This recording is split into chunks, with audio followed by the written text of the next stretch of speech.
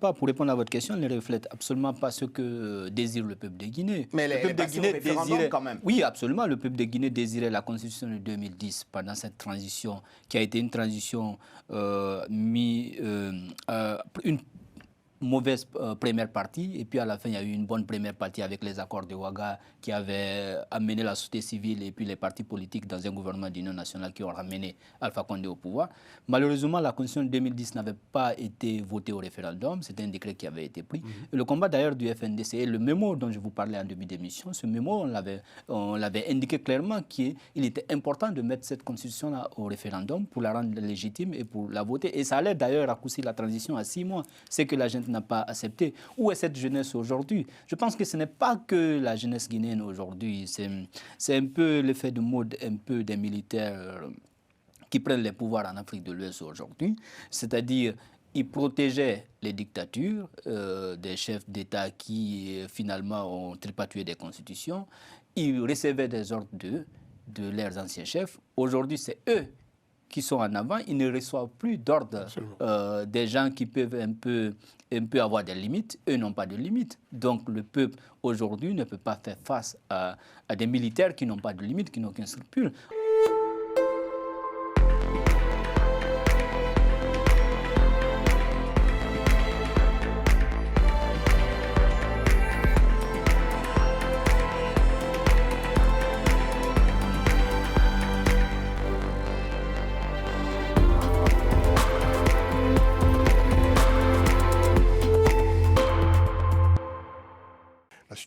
En Guinée-Conakry, on commence par cette actualité, la tentation du parti unique en Guinée-Bissau, en Guinée-Conakry, pardon, pas la Guinée-Bissau. Alors, on va rappeler avec vous, M. Sow, le Front national pour la défense de la Constitution, le FNDC. C'est un mouvement donc, de la société civile créé en 2019 en réaction au projet du président Alpha Condé, président d'alors, de modifier la Constitution pour briguer frauduleusement un 3e mandat présidentiel. Ce qui a été fait d'ailleurs avant le coup d'État qui a mis fin donc, à ce mandat d'Alpha Condé en septembre 2021.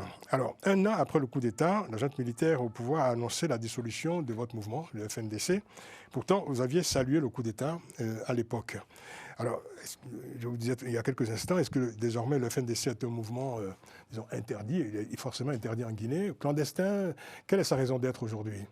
Le FNDC aujourd'hui est un mouvement qui porte les aspirations du peuple de Guinée, d'autant plus qu'aujourd'hui, les voix dissonantes sont éteintes, comme vous l'avez dit.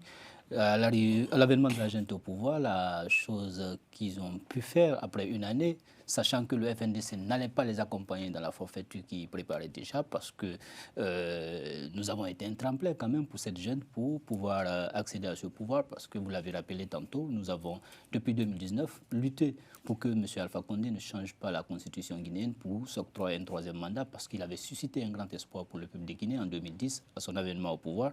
On avait cru que ces 40 ans de lutte allaient nous ramener vers la démocratie. Et ça a été un pari raté avec lui. Et nous avons été ce chien de garde de cette démocratie. Malheureusement, il a obtenu sa nouvelle constitution et son 3e mandat. Ceux qui le protégeaient pour ce 3e mandat, finalement, ont compris que nous étions sur la bonne voie et ont décidé de le renverser. Et nous avons pris acte à l'époque de ce coup d'État. La plupart d'entre nous... Vous avez pris acte, vous avez même salué le coup d'État. Oui, la plupart d'entre nous, d'ailleurs, à l'époque, étaient également en exil. Ils sont rentrés, nos camarades sont rentrés et nous avons eu plusieurs rencontres avec la junte et des discussions avec elle pour discuter de ce que doit être la transition. Et nous avons vu la trajectoire que la junte a voulu prendre. Nous nous sommes opposés dès les premières heures déjà, parce que nous savons déjà que l'objectif de cette junte n'était pas de ramener le pays vers l'ordre constitutionnel normal, mais plutôt vers une confiscation du pouvoir. Vous avez vu ça, vous en êtes rendu compte très vite, oui, très rapidement? En janvier déjà, on s'était déjà rendu compte que ça ne pouvait pas marcher, parce que les discussions qu'on a eues avec eux, c'était des discussions du genre à dire que nous sommes tous jeunes, c'est le moment de changer le pays, la vieille classe politique, elle ne devrait plus exister parce qu'elle a fait trop de mal au pays.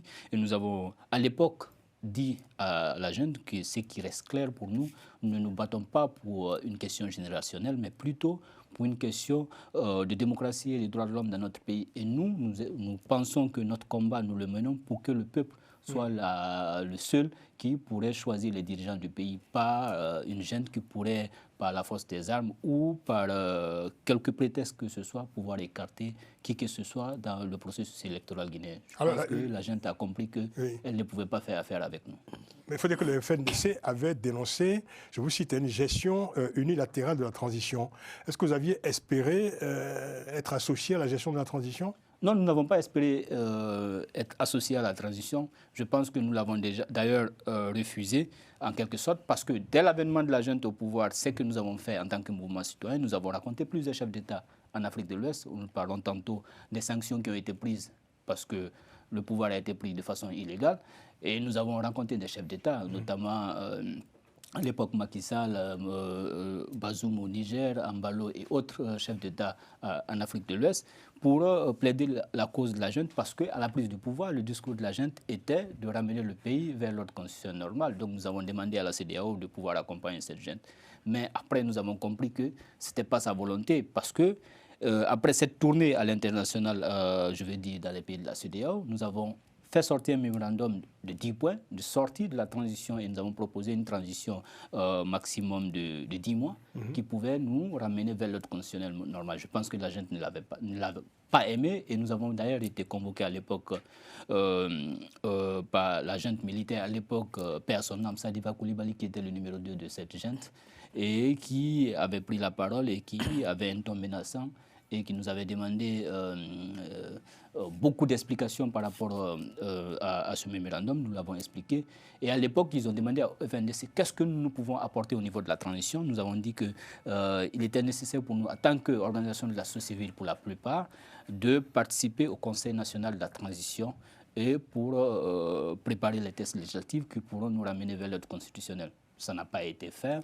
Je pense que la junte a compris, comme je le disais tantôt, qu'elle ne pouvait pas faire affaire avec nous. Elle a choisi ce qu'elle voulait et les a mis au niveau du Conseil national de la transition. Est-ce que vous n'avez pas commis l'erreur finalement de penser qu'un coup d'État, mécaniquement, objectivement, allait vous profiter parce que vous aviez combattu le pouvoir déchu? Justement, nous ne combattons pas pour que quelque chose, pour que le profit soit pour nous. Nous nous combattons pour des principes démocratiques de l'État de droit. Et c'est pourquoi nous n'avons pas voulu être associés à une gouvernance, sinon nous pouvons prendre des... Est-ce que vous avez péché finalement par excès de confiance envers la junte? Oui, peut-être un peu par excès de confiance, peut-être aussi, moi je le disais tantôt il y a quelques semaines à certains de mes camarades, je pense qu'il y a eu une certaine naïveté finalement de laisser, que ce soit de la société civile guinéenne, que ce soit des partis politiques, de chercher la junte s'installer durablement, sans pour autant être là à la bousculer dès sa prise de pouvoir pour qu'elle puisse organiser des élections sitôt. Je pense que le temps qu'a pris la junte a permis à la junte de s'enraciner et à mettre ses tentacules un peu partout pour pouvoir asseoir son... Une junte qui s'était engagée, par la voix d'ailleurs du général Doumbouya, de ne pas faire un jour de plus une fois que la transition, le délai de la transition aurait expiré. Et cette junte est aujourd'hui là, avec l'onction des urnes. Le général Doumbouya est là pour 7 ans de mandat. Est-ce que le peuple guinéen s'est senti trompé ou finalement, a pris acte, s'est dit, pourquoi ne pas continuer avec cette équipe de la junte, puisque certains en Guinée ont salué les hauts faits, le bilan de cette junte. Quel en est le bilan exactement, le bilan de la transition? Le bilan de la transition, c'est, disons, c'est plus d'une soixantaine de personnes, et la plupart des jeunes qui ont été tués parce qu'ils ont évidemment manifesté contre la confiscation du pouvoir. Ce sont les médias libres et privés qui ont été fermés. Ce sont des partis politiques qui ont été dissous. Vous parlez tantôt du FNDC qui a été également dissous. Le bilan de la junte aujourd'hui, c'est cela. Le bilan de la junte aujourd'hui, c'est la crise de liquidité en Guinée. Aujourd'hui, l'argent existe, mais on ne voit pas où est l'argent. Le bilan de la junte aujourd'hui, c'est la paupérisation des populations guinéennes. C'est aussi... la vulnérabilité qu'a aujourd'hui les fonctionnaires qui ont un virement sur leur compte, qui voient les chiffres, mais qui ne peuvent pas toucher de l'argent parce qu'ils ne peuvent pas faire ça. On entend bien ça. Mais comment expliquez-vous qu'une partie de la population guinéenne ait quand même transformé le général Mamadi Doumbouya en homme providentiel, en quelque sorte? je pense qu'il y a plus de propagande que la réalité. Si vous avez peut-être un correspondant en Guinée, peut-être il pourrait vous expliquer ce que vit le peuple de Guinée aujourd'hui. Oui. Il faut le dire clairement, le peuple de Guinée aujourd'hui a le pistolet sur le temple. Donc, ce n'est pas un peuple qui se soumet, c'est un peuple qui est résigné. Mais jusqu'où ira cette résignation du peuple de Guinée? Est-ce que vous avez le sentiment que l'histoire se répète indéfiniment en Guinée?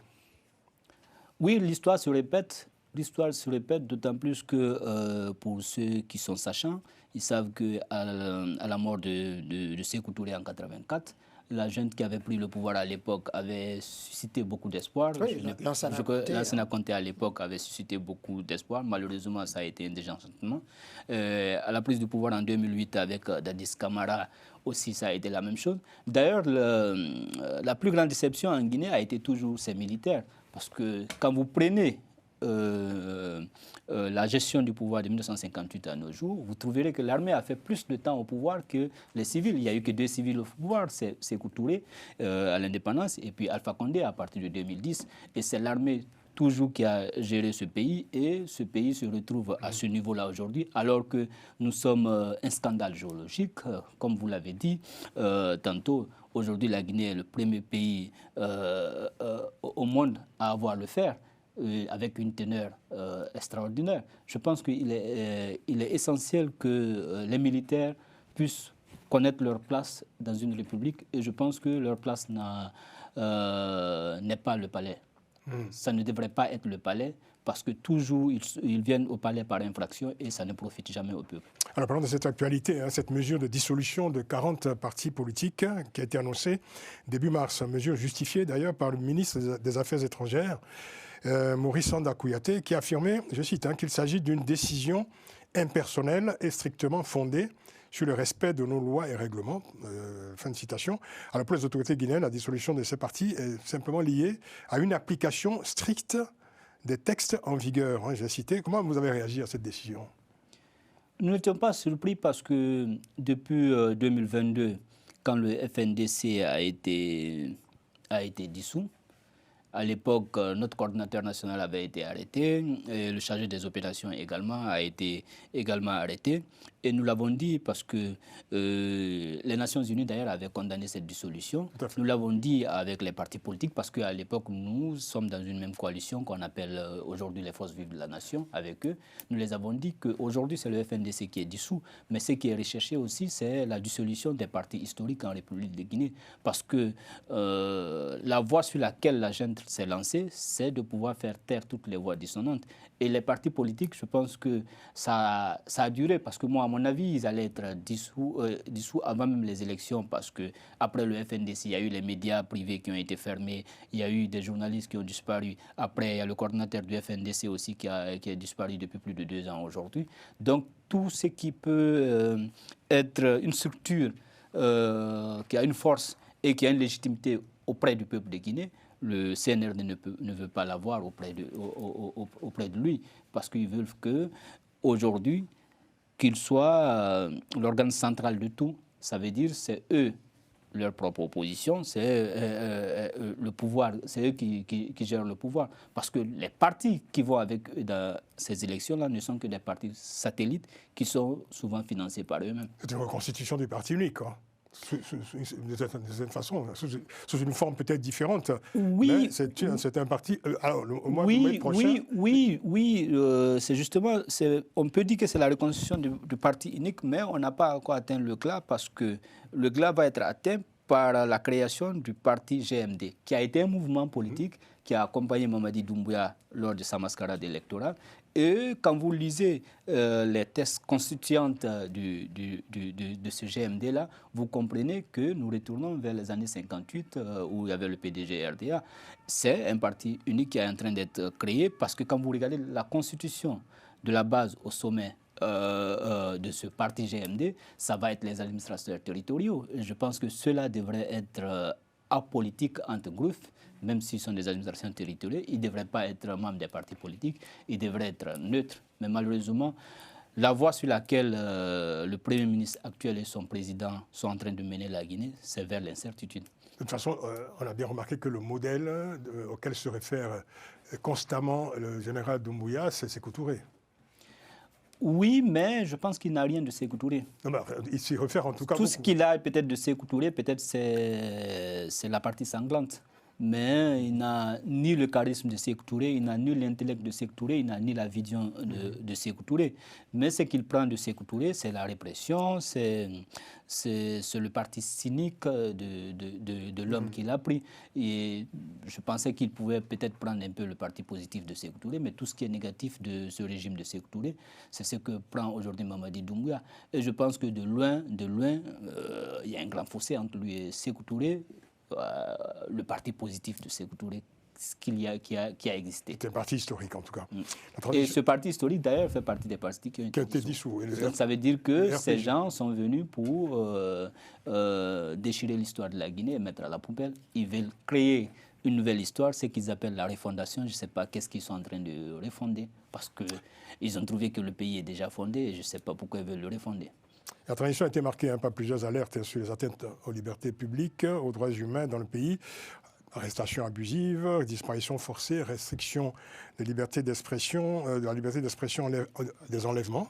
On a même dit à un moment donné que c'est devenu une sorte de sport national en Guinée aujourd'hui, et les enlèvements et les disparitions forcées. Qu'attendez-vous, je dirais, de ce pouvoir aujourd'hui? Parce que finalement, après l'élection présidentielle, l'actuel régime est dans la continuité absolue du régime qui a géré la transition. Je pense que l'actuel régime est en train d'aller dans l'autodestruction. Quand je dis l'autodestruction, pour moi, à mon avis, c'est de vouloir reprendre les pratiques du passé, surtout les pratiques négatives qui n'ont mené le pays à nulle part.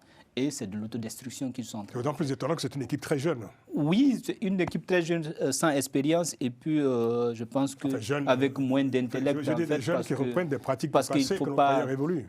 Il ne faut pas occulter que Mamadi Doumbouya n'a pas fait ses classes en Guinée. Mamadi Doumbouya, c'est quelqu'un qui était dans la Légion française, qui finalement est rentré en Guinée par la bénédiction d'Alpha Condé pour pouvoir protéger son pouvoir, qui n'a aucune expérience de la gestion administrative, qui aujourd'hui, disons-le clairement, qui se voit en chef de gang. Parce que quand tu vois comment il gère le pays, tu sens qu'il le gère en chef de gang. Vous avez dit chef de gang? Oui, parce que toutes les voix dissonantes sont arrêtés, ils disparaissent. Ceux qui sont en exil comme nous, qui critiquons, certains d'entre nous voient leurs proches enlevés. J'ai une pensée pour Babila Keïta, qui est ancien journaliste à Espace, qui est un média privé qui a été fermé aussi en Guinée, qui, son père de plus de 70 ans, a été enlevé. Dernièrement, c'est les parents de l'ancien ministre Tibou Camara qui ont été enlevés, sa mère de 80 ans. Heureusement pour lui, sa mère et sa sœur ont été libérés. L'artiste Eli Kamano a vu ses enfants de 12 ans et de 16 ans et son neveu enlevé en même temps que son frère qui est gendarme aussi. Les 4 ont été enlevés à son domicile. Il y a plus de 15 personnes qui sont enlevées. Il y a des femmes, des jeunes. Je pense à Mabouri, un militant de l'UFDG, il y a Oussou. Je ne peux pas citer tout le monde, évidemment, parce qu'il y en a beaucoup. Pas plus tard qu'hier, il y a eu un enlèvement et puis après une libération d'un enseignant d'une école privée qui aurait renvoyé le fils du garde-corps de Mamadi Doumbouya qui s'appelle Kilo à l'école parce qu'il trouvait que l'enfant était mal coiffé. Qu'est-ce qu'il a subi comme représailles? Il a été enlevé. Je pense que les enseignants sont montés au créneau, c'est ce qui a mené à sa libération. Et puis, le média qui a donné la parole aux élèves et aux enseignants qui manifestaient pour la libération de leurs enseignants et de leurs collègues enseignants a été purement et simplement fermé par la HAC. Et par la HAC, une HAC qui est dirigée aujourd'hui, à haute autorité de la communication, qui est dirigée aujourd'hui par un ancien ministre, par un ancien journaliste qui, à l'époque, a fait rêver beaucoup de jeunes, notamment nous, qui, évidemment, nous a amenés dans les facultés de journalisme parce qu'on pensait que c'était de la référence et autres. Mais aujourd'hui, c'est le bras armé de la junte militaire qui, malheureusement, est en train d'étouffer les médias. Alors, on va faire un tour de table, on va écouter les chroniqueurs. Je me tourne vers vous, Gratien. Vous qui avez une longue fréquentation des hommes en treillis, quel regard vous portez sur la situation en Guinée qu'on a créée? Tout d'abord, pour le président Doumbouya, là, ce qui m'étonne, il était, je dirais, entre guillemets, bien parti parce qu'il a organisé les élections. Gagné ou pas, gagné ou pas, il n'y a pas eu beaucoup, au niveau international, des gens qui comptaient, c'était les résultats.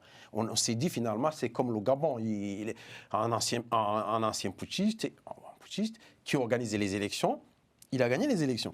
Mais à ce moment-là, il a un mandat de 5 ans. C'est 5 ans? C'est 7 ans. C'est 7 ans.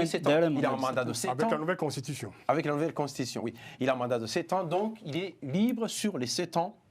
Il peut laisser la démocratie, il peut laisser les partis politiques exercer, être là, présent. Il pouvait laisser et essayer de préparer éventuellement l'autre mandat. Mais non, je pense qu'il continue la répression parce qu'il est conscient que ce qui s'est passé n'était pas une élection, c'était une mascarade. Non, c'est pas ça. Parce que l'opposition qu'il a eue en face était une opposition qui l'accompagnait et le taux de participation des élections qu'il a donné était un taux contraire par rapport à ce que les observateurs ont donné. Il n'y a pas eu 20% de participation à ces élections. Ils ont annoncé plus de 70%. Quel que soit le mode d'élection, on sait bien qu'en Afrique, comment ça se passe, quel que soit le mode d'élection. Dites pas en Afrique. Dans plusieurs pays. Ne généralisez pas. Oui, je généralise en tout cas, il y a des pays qui donnent l'exemple. On peut parler du Sénégal, on peut parler du Bénin. Une bonne partie. Une bonne partie, oui, disons. Mais en fait, il est au pouvoir, il a été élu, il n'avait pas à, disons, même aller jusque à supprimer, pratiquement à résilier les contrats ou les bails de oui, je dirais. Et il pouvait, par exemple, suspendre. À la limite, s'il y avait un parti qui avait un problème, suspendre le parti en laissant une période pour régulariser, si vraiment il y avait une raison. Mais on ne peut pas aller jusqu'à récupérer les biens des partis politiques. C'est comme les partis politiques. Pour redémarrer, ça doit reprendre. Deuxième chose, je vais y arriver. Les militaires, en fait, quand ils font les coups d'État... On verra vos conseils au général Doumbouya. Non, les gens, quand ils observent, les militaires qui font un coup d'État, qui font les coups d'État, ils ne sont pas là pour une petite période. Ce n'est pas 1 an, 2 ans. Pourquoi? Si le militaire qui fait le coup d'État, il a 35 ans, 40 ans, dans l'armée, il doit aller jusqu'au bout. C'est-à-dire? C'est-à-dire qu'il doit aller jusque dans les 50 combien. Il doit terminer sa carrière.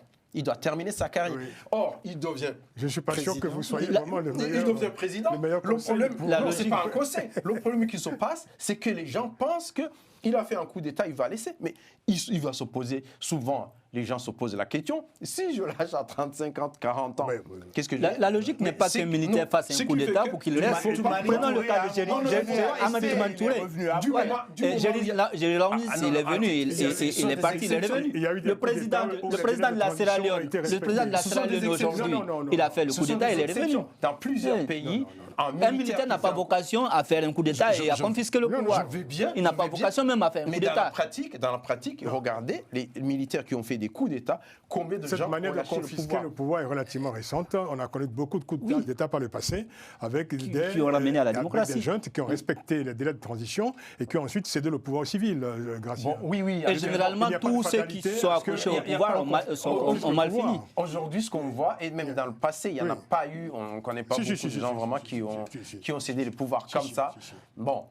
Dans certains pays, mais aujourd'hui, il y a un ancien militaire. Vous ramenez, je pense, votre observation aux amis que vous avez connus qui n'ont peut-être pas lâché le pouvoir, mais je ne sais pas. Émeric. Oui, Francis.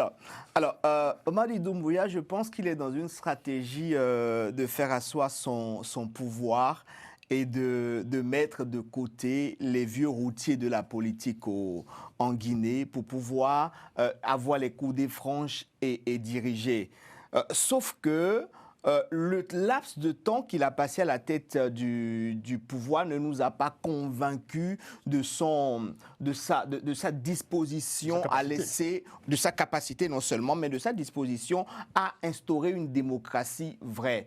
Et en l'état, nous voyons un ancien militaire s'il est toujours, je pense qu'il est maintenant un ancien militaire, même si c'est donné le grade de général, un ancien militaire qui veut se muer en politicien. Et se muer en politicien et se donner toutes les armes que se donnent les pseudo-dictateurs pour pouvoir asseoir leur pouvoir. Mais ce que je me pose comme question, où est cette jeunesse guinéenne qui s'est levée contre Alpha Condé? Où est cette jeunesse guinéenne qui était prête à pouvoir faire front face à l'imposture et ramener les autorités politiques à la raison? Et c'est cette jeunesse guinéenne qui devrait, cette fois-ci, encore prendre le devant des choses et pouvoir imposer son dictat à ceux qui sont en train, en quelque sorte, de confisquer le pouvoir.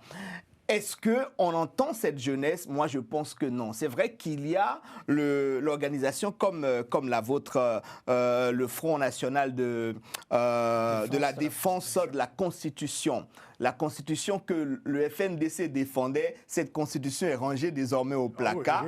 Est-ce que la Constitution actuelle est à l'image de ce que le Front rêvait? Est-ce que cette Constitution reflète évidemment les aspirations du Front? Depuis la création du FNDC, il y a eu 2 autres constitutions depuis.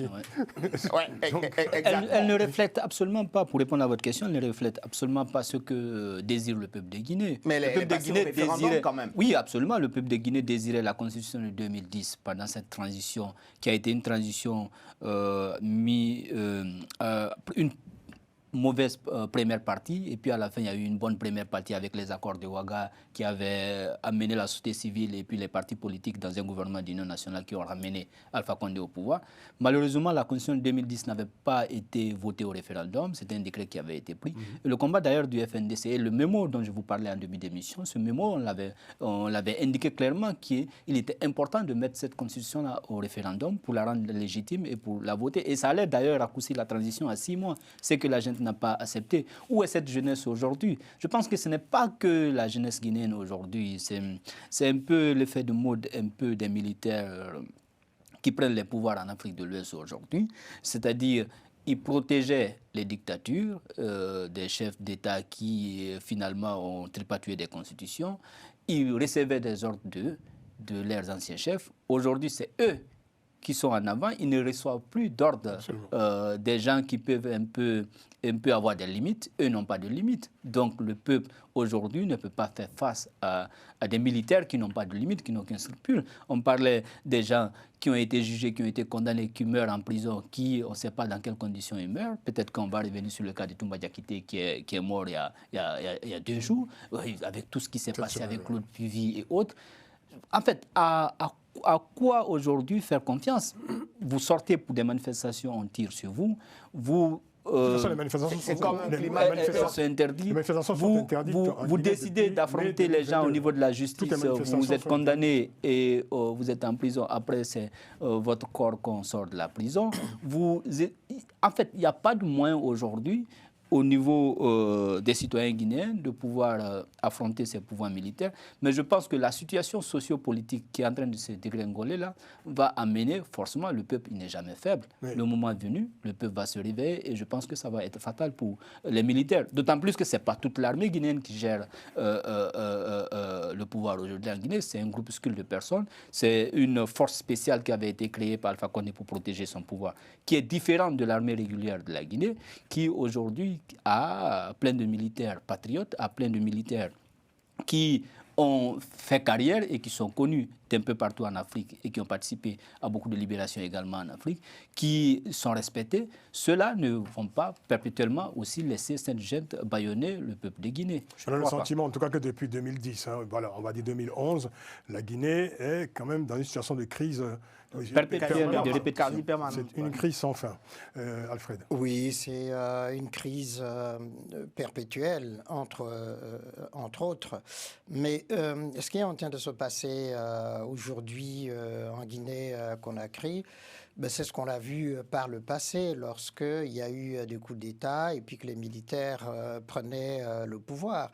Gratien a en partie raison de dire quand un militaire prend le pouvoir, surtout aujourd'hui, il n'est pas pressé de quitter le pouvoir. L'exemple des juntes... Aujourd'hui. Oui, l'exemple des juntes du Mali, Niger et puis Burkina Faso est là pour nous le rappeler. Parce que les anciens moyens de pression ne fonctionnent plus. Exactement. Oui, exactement. Alors, ça, c'est un, deux. Oui, les institutions comme la CEDEAO, l'Union africaine se sont affaiblies eux-mêmes. Exactement. Et deux, ils sont en train d'instaurer un climat de terreur et de peur qui fait effectivement que les manifestants aujourd'hui observent ce qui est en train de se passer, mais pour reprendre une célèbre phrase d'Alpha Condé, la jeunesse, c'est une bombe à retardement. Oui. Dans un premier temps, ça observe ce qui est en train de se passer. Oui. Mais il arrivera un moment où, n'en pouvant plus, descendra dans la rue. Alors, malheureusement... Alpha Condé aurait peut-être dû s'appliquer ça à lui-même. Hein. Oui, pourquoi pas. Malheureusement, et c'est le troisième point, c'est que les anciens partis politiques qui ont été suspendus n'ont pas eu l'intelligence politique de comprendre ce qui était en train de se passer avec ce coup d'État de Mamadi Doumbouya. Certes, tout le monde avait applaudi le fait qu'ils avaient écarté Alpha Condé. Un régime fortement décrié. Décrié, exactement. Mais il n'avait pas pris la mesure de ce qui allait suivre. Ah oui, ça c'est... Et la conséquence, c'est qu'effectivement, il a neutralisé... et la Constitution fait voter une nouvelle Constitution par référendum, et puis est en train, mais à juste titre, comme tu l'as dit, Francis, de ramener la Guinée vers le parti unique. Et petit à petit, Alpha Condé n'était pas allé aussi loin. Non, il n'était pas allé aussi loin, mais là, pour le coup... Je pense que la junte actuelle a dépassé toutes les limites. C'est ça, Mamadi Doumbouya est allé plus loin. Mais quand on dit Mamadi Doumbouya, je pense qu'on lui fait trop de crédit. Ce sont les politiciens qui sont autour de lui, qui sont responsables de ce qui est en train de se passer. Il est consentant, à tout le moins. Ah ben bien sûr, mais ça ne le dessert pas. Et donc, comme on dit, tout flatteur vit aux dépens de celui qui l'écoute. Et donc, ceux qui sont autour de lui ont tout fait pour qu'il reste, qu'il y demeure. Et c'est ce qu'ils sont en train de faire. Dernier mot, vous avez dit, le ministre des Affaires étrangères a dit la neutralisation des partis politiques, ça répond à la Constitution. J'allais dire, on voit là l'exemple type de quand on nomme un griot à un poste de responsabilité de cette manière-là, qu'est-ce qu'il fait, le griot? Vous le connaissez peut-être un peu, non? Il chante les louanges. N'est-ce pas? Oui, je pense que là où je suis d'accord avec lui, c'est que peut-être que les partis politiques ont péché exactement, parce que Mamadi Doumbouya, 2 mois après sa prise de pouvoir, il avait fait une rencontre avec les partis politiques où il avait dit qu'il était prêt à faire tous les sales boulots pour pouvoir nettoyer le pays. Je pense que ce sale boulot, il le fait à sa manière, bien à sa manière. Et ce sale boulot, son ministre de la Défense d'ailleurs l'avait répété. Aboubacar Camara Idi Amin, qui était pressenti même lors du coup d'État comme étant celui qui avait orchestré le coup d'État qui allait être le président, lui avait dit qu'au sein de l'armée, on ne tue pas, je pense que c'est militaire, on ne tue pas, mais on élimine les obstacles, on lui dit, on le confie à Dieu. Ah ok. Une longue fréquentation des militaires. Donc dans l'armée, on n'élimine pas, on confie au Seigneur, c'est ce qu'il avait dit. Je pense qu'ils le font bien, parce qu'au sein de l'armée aujourd'hui, l'armée est en train d'être décapitée complètement. C'est bien dommage pour la Guinée, mais aussi pour la sous-région ouest-africaine. Vous avez parlé des pays de l'AES aujourd'hui. La crainte aujourd'hui, c'est que ce littoral qui est la Guinée soit aussi malheureusement une zone d'instabilité, et ça ne peut pas être bon pour l'Afrique de l'Ouest. Je précise que Gratien est en civil désormais, ce qui lui permet de participer à Panel Hebdo. Oui. C'était la condition.